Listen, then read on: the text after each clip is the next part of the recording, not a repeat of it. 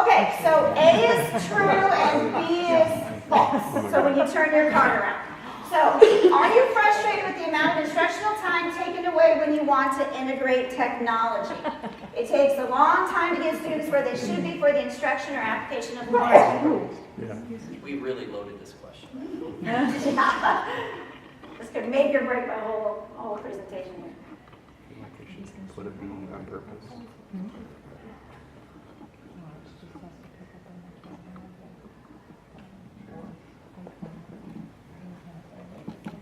All right, good. Then on my phone, we just got to go to the next question. No.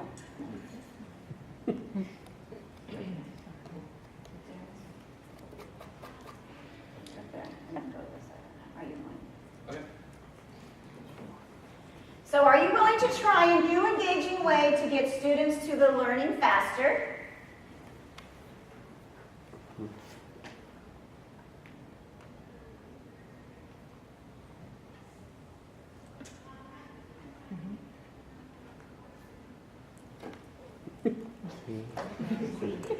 Uh-oh.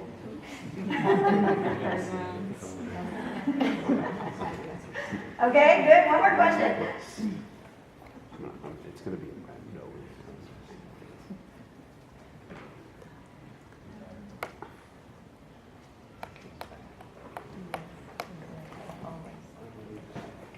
So kind of same thing, but are you tired of typing in student usernames and passwords for each or multiple students? Probably more than other kids, but... It did it, all right. Just once. So, there's always more. Okay, good. We got the general view of the room that you're answering that question, those questions.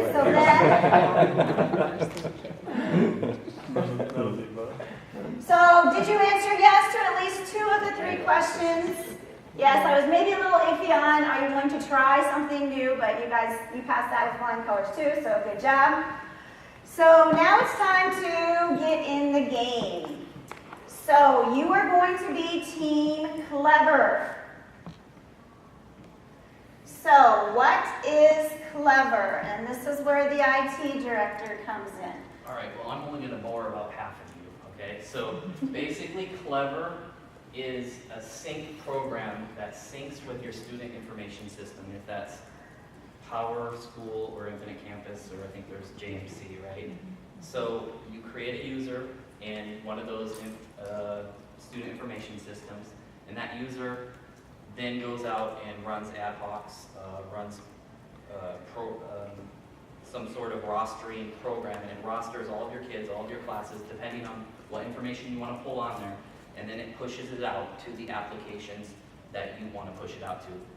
Currently, there's over 200 applications that Clever has to offer to work with.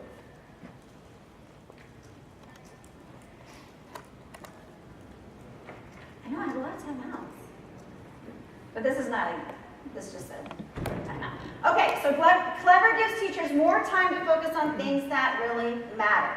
So just to kind of summarize maybe in our terms, teachers' terms, what Phil said, students have instant login with a single set of credentials. We have a lot of initiatives in our school where, what do I want to say, they are driven by state requirements. We are a sign school for reading, so we have a lot of intervention programs that we have to have, teachers have to have their students on to gather data. So a big one for us is Lexia Core 5. Does anybody use Lexia Core 5 in their classrooms? Okay, so you know what I'm talking about by instant login with that. It syncs every 2 to 3 hours, so that is really good because what is pulls from Infinite, we have Infinite Campus, so your SIS system. So anytime you get a new student into your district and your secretaries or whoever's in charge of putting that information into your SIS, then it automatically populates out to Lexia. So no more are the teachers saying, I just got a new student, can you make sure he or she has a new account? They automatically have a new account because it's automatically pulled every 2 or 3 hours from our SIS. And it's free. Okay, that's always the plus for us, that it's free. So now I just want to kind of tell you the game plan, kind of our journey here to becoming Clever. So I have just a little short video. This is what really got me intrigued with Clever in June.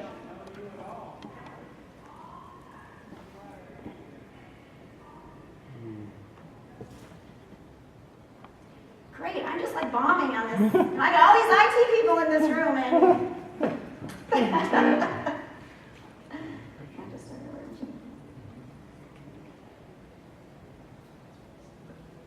Turned up to 11.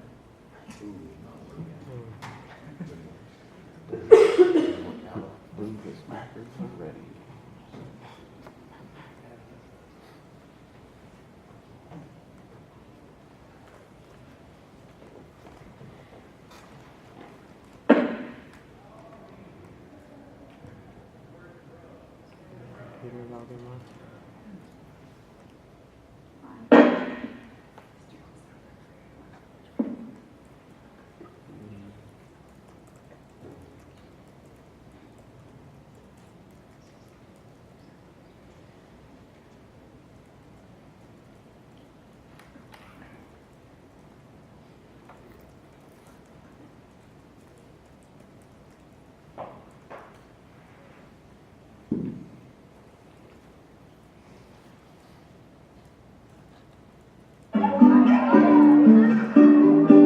The students at this age, they are fun to be around. You can introduce any type of subject, topic, and they're just really eager to learn. I usually log them in with their username and password. It would be very hard for them because they don't know their letters and they don't know their numbers. How do I expect for them to log in? And typing in their username and password can take between a minute to 5 minutes, just depending on the student. It pretty much all laid back on me for me to log them in.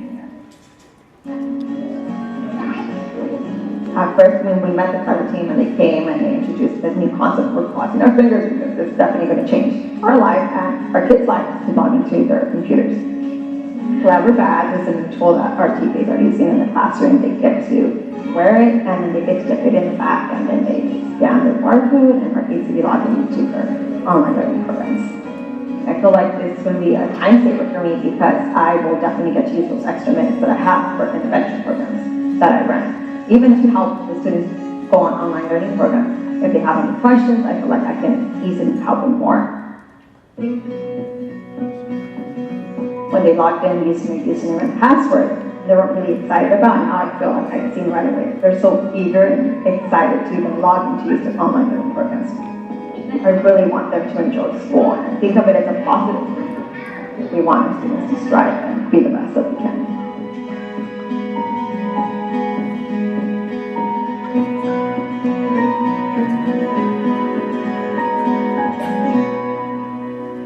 okay, so in volleyball terms, I deal in sets. So my set one was the excitement. In June, I discovered Clever Badges. So I got super excited when I saw that video, and then I had to acquire some game footage, so I just had to delve deeper and deeper into really what did this mean and what would it mean for our particular district. So definitely perfect for, we have prep in our building, prep through second grade learners, the ones that don't know how to type yet and you want them on instantly. You don't want to take instructional time away from students actually getting to where you want them to be for the actual learning. So really digital badges are super easy. So step one, each student gets a personalized badge with their special code.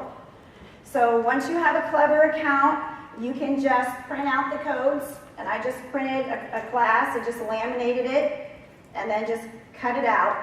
So it was pretty simple.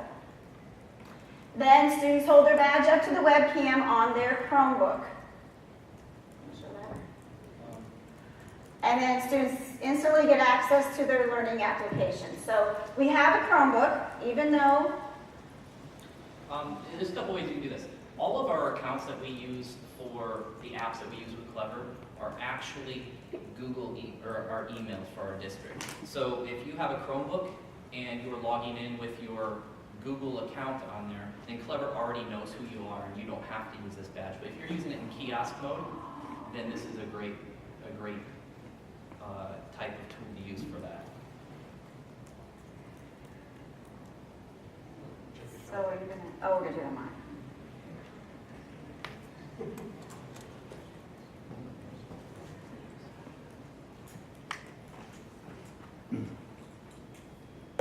So in kiosk mode, what we have is we already have it boot right up to the Clever screen right here.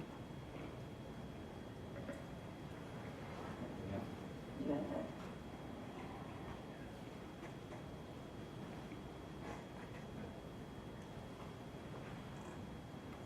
that? Okay, this is like, I promise you guys, this all worked. Oh, there we go. Okay. So then we have started to build what I call our clever portal. So we've got code.org, Maccabeea, Core 5 Lexia, Seesaw is going to be added, but I'm going to kind of talk about that story in a little bit. But that's how quick and simple it is, okay, for your little learners to be able to get instantly to where you want them to be.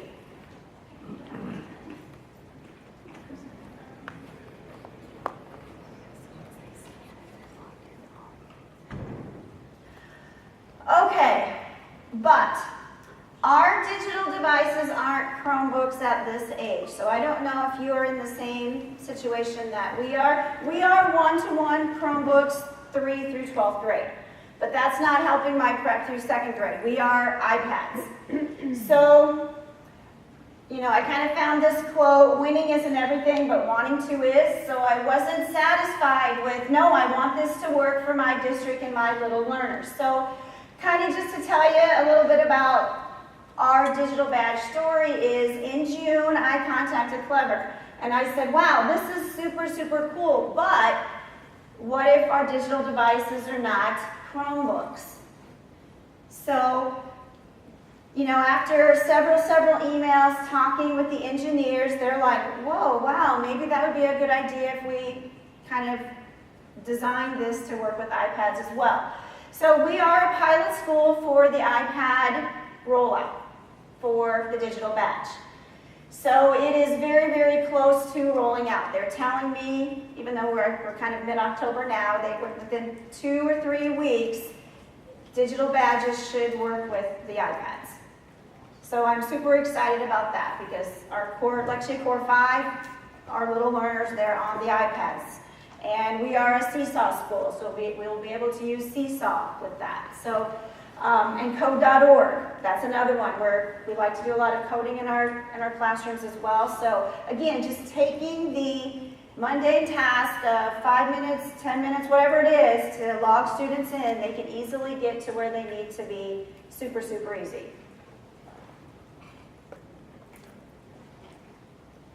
Okay, so kind of the rules meeting, what you need to know. Teachers, you really do nothing, and that's 100% true. You really do nothing, okay? But you need to talk to your IT directors, your tech integrationists, if you're a data coordinator. It's the back-end stuff that has to happen so then you can do what you do in your classroom. It can be used throughout your entire district. Your SIS must be up to date. I would say that was probably one of our biggest obstacles is we did not have emails for prep through 2nd grade because we didn't need them until they got to 3rd grade when they actually had Google accounts and their Chromebook. So we had to go and kind of do a little backtracking and put all of that data in there, but once you do it, then it works super, super slick. And then of course it's best if each student has an email. Do you want to add to that? Yeah, if for the tech directors or the data managers, if you've ever done any rostering and you've, set up any rostering with Excel or pages and pages of classes and usernames and passwords, this has saved us hundreds of hours. Lexia requires you to put in to add a student into a class, add the username, add all that information. Same with say NWEA math testing. You didn't see that up here, but that is on the back end of this Clever, and we use that for this program. And that's each year that we use MAPS testing, that's twice a year, and that's about 3 days worth of data work that we have to do to get that data in there. And now it's instantaneous. It's that 2 to 3 hour wait period right there. So no longer are we uploading class rosters. No longer are we adding new users or adding all that data. It's just pulling off the student information system. How many of you use Hapara? Any Hapara users? Okay, are you a teacher or IT? Okay, so what do you do to get her prior ready? A lot? A lot, I know, yeah, and I mean, our teachers would not have our classes generated with students in it till probably 2 or 3 weeks after school started because of our drop ad situation. We have a week, but this was all done in August. I mean, things were changing, the kids were coming in and dropping and adding, you know, from our SIS system, but it's like you absolutely do nothing. I cannot, you know, it's kind of like. So clever, you were able to get the information from the SIS to help our us. Yeah, and we'll show you a little, we didn't want to get, not kind of knowing the meter in the room, we didn't want to get too techy because we didn't want to discourage people that maybe don't have people to support them like that. But we could definitely show you a little bit of the back, I mean, just a real quick overview of what that looks like. But and I can't believe it's free. I mean, it really is quite extensive for what it does. Okay, so then, before we kind of go in and show you kind of the back end here, let's reflect on the game.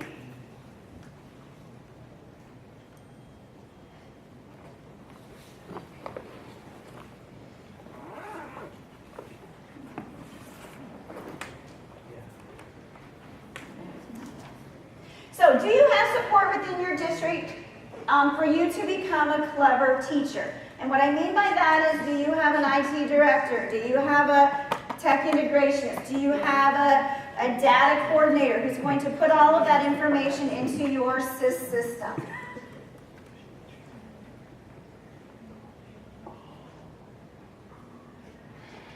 No, I didn't. I forgot.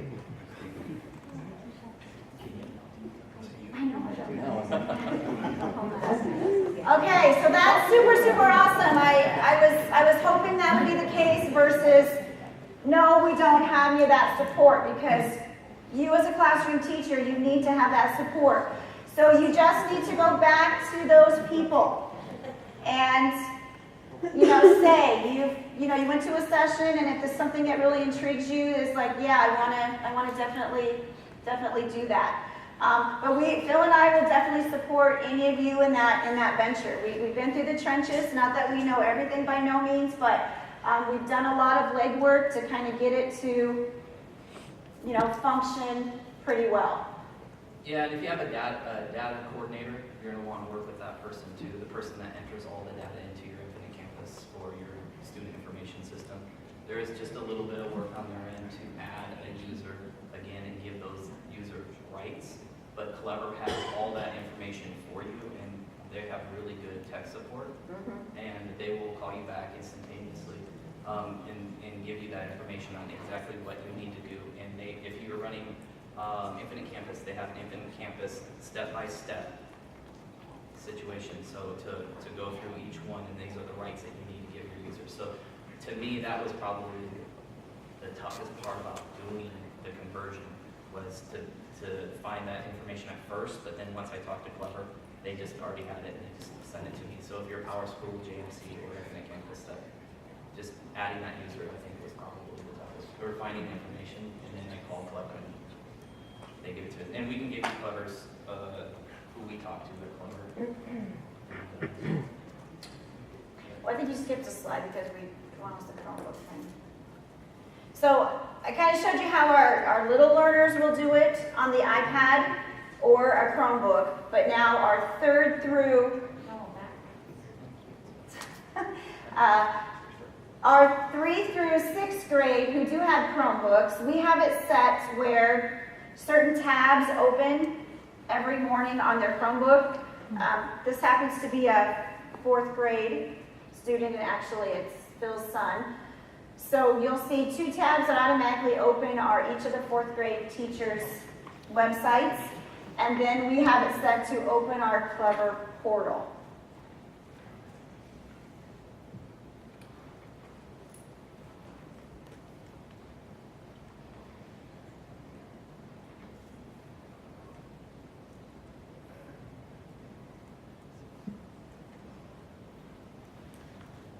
So then each student would just go right into log into Clever, and they're going to go log in right in with Google. So instead of just using the camera to scan, they're going to actually click on login with Google, and then it's going to take you right to where it was. Then I want you to go ahead and just click on Lexia. So then he's Liam right now. He's going to go ahead and click on Lexia Core 5, and it's going to take Liam right where he left off. He's not going to type his username or password in and get distracted on doing all sorts of things he shouldn't be doing. He's going to put his headset on, and he's going to get right to his 20 minutes of intervention that he has to do or wants to do. How about that? Wants to do. It's pleasure. So he's right there. If you go to clever.com, they have a list of the 200 plus apps right there on what you can actually. So a lot of you will probably notice there's apps in there that you're currently using. So I know a couple of them that they're working on right now would be the accelerated programs, so accelerated math, star math, accelerated reader, programs like that. They're currently working on trying to get that into the system.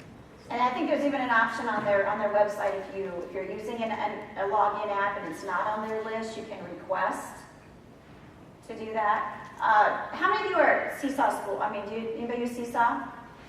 So just to kind of give you an idea, because I was kind of, I don't know, not very smart about what that really meant to be like an app in the Clever store. So thinking, well, how can it be free? So I'm a Seesaw ambassador, so I just was asking the gal I work with is Emily from Seesaw, and I said, well, how much does it cost you to put your app in Clever? $10,000 a year. So, I mean, I thought that was like, oh my gosh, that's a lot. So, I mean, these app people are putting a lot of money so we can benefit on the front end of it. So, I just thought that was kind of interesting information to know that, you know, all these app companies are really investing in, you know, really truly best practice and what's happening in the classroom to make it better for you guys. Not that one. Not the R&D. Oh, yeah.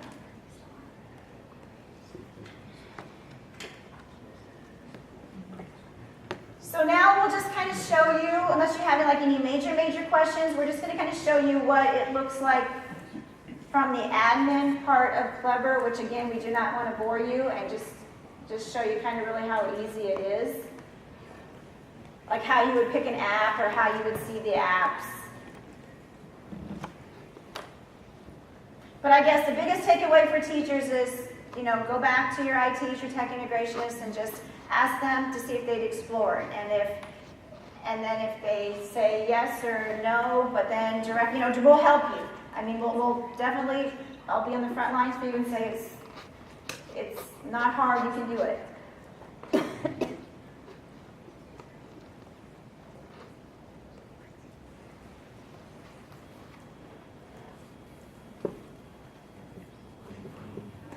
We'll just go to the apps just to show them that. I mean, those are the apps that I have put in. And if it's a paid app, like MobiMax, it has to pend approval. And I think we just got an email in this morning that says they approved it. So if it's a paid app, they've got to make sure you're up to date in your site licenses and all that kind of stuff. And then they'll send you an email, kind of next steps forward on how to progress on that.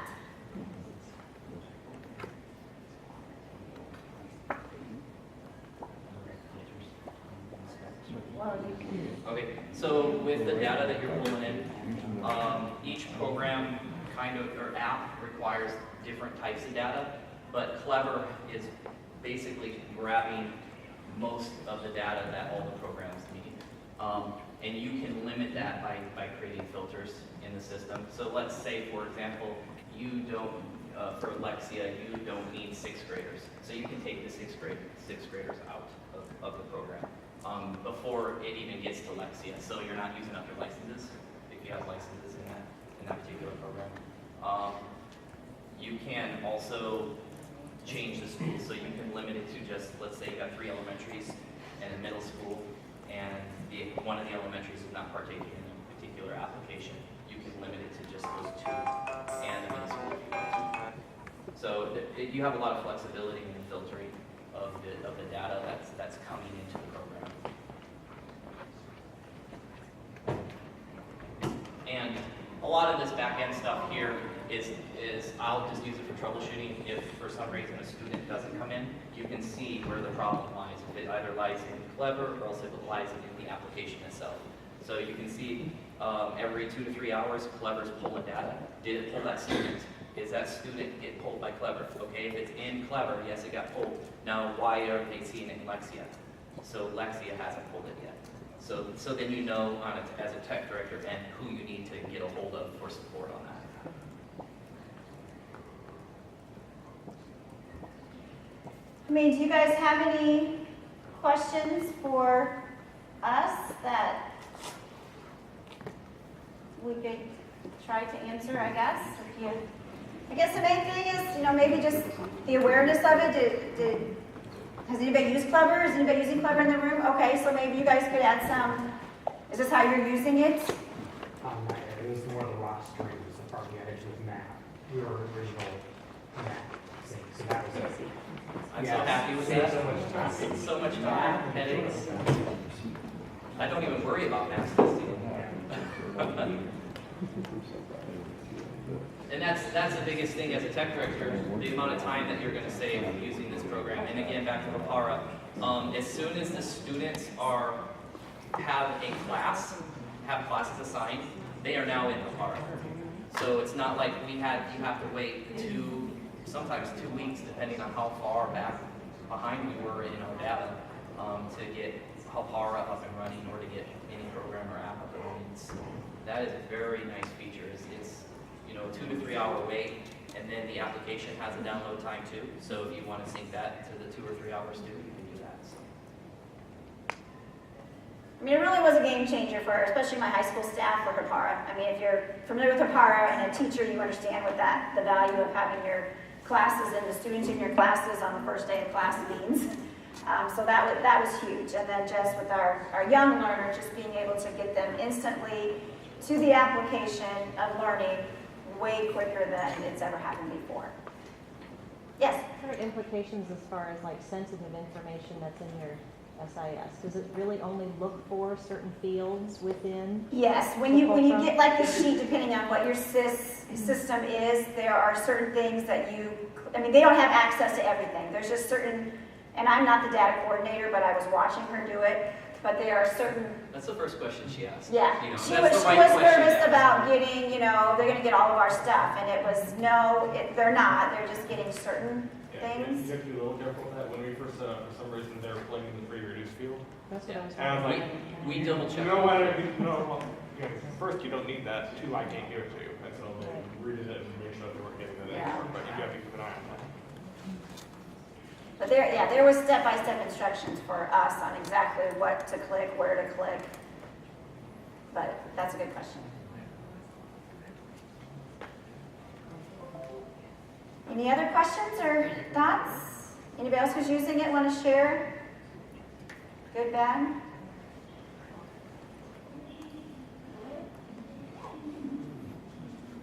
We have another question. What happened? I had one. Well, there was one more. Yeah, that's a no on that one. Okay. Well, thank you. We're probably a couple minutes early, probably, or 10 minutes early, maybe. But if you want to stick around and want to know more, we're definitely can help. Otherwise, thanks for at least checking us out.